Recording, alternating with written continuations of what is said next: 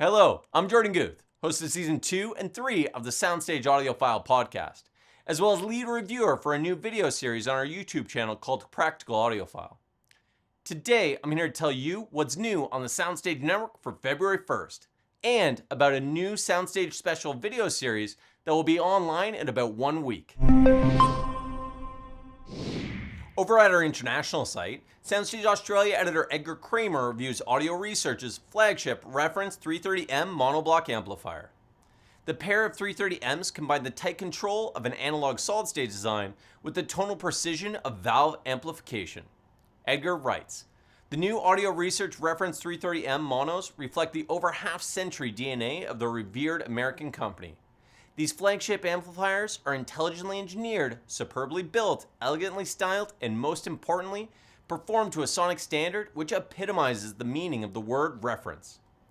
Plus, hit up the SoundStage Network's YouTube channel for Edgar's recent interview with Audio Research brand director Dave Gordon for insights into the company's history, the iconic products, and Reference 330M design concepts. Jason Thorpe has just wrapped up the latest installment for his popular My Audiophile Neighborhood series on SoundStage Global.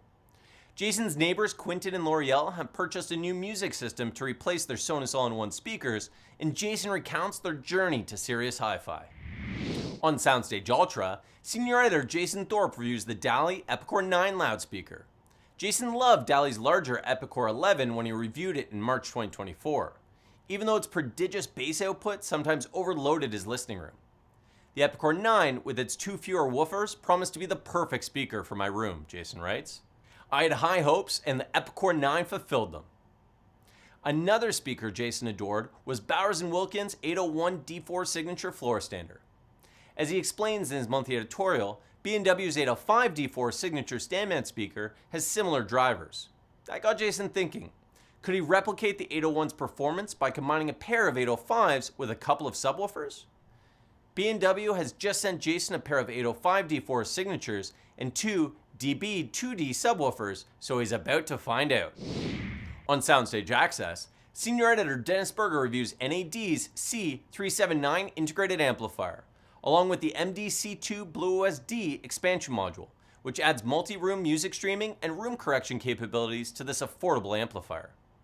This is absolutely a model for what a budget-conscious, integrated amp with zero performance compromises should look like, Dennis concludes. It's the best value I've encountered in quite some time. Dennis has always been a digital guy, but about a year ago he decided to add a turntable to his system. In his monthly editorial, Dennis looks back at his journey into vinyl and outlines all the things he did right and a few things he might have done differently.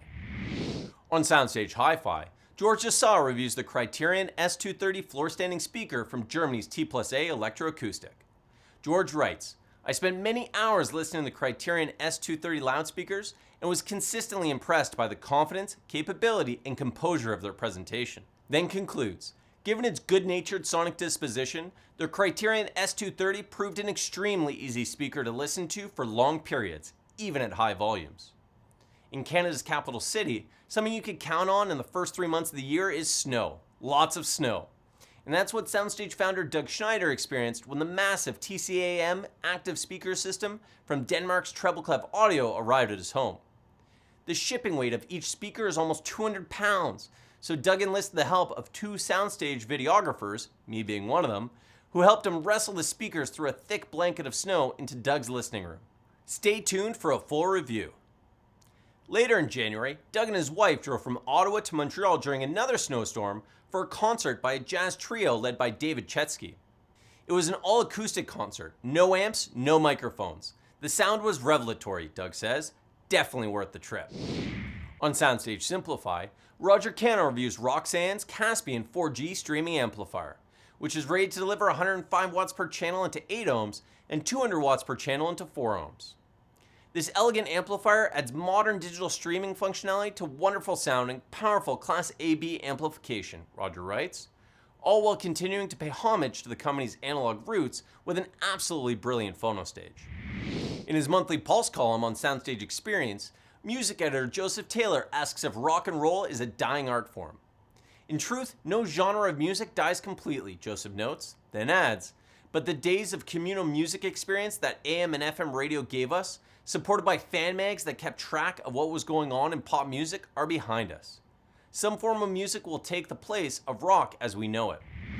While covering CES in Las Vegas in early January, senior editor Jeffrey Morrison visited the exhibit of X-MEMS to find out more about micro electromechanical systems, MEMS for short.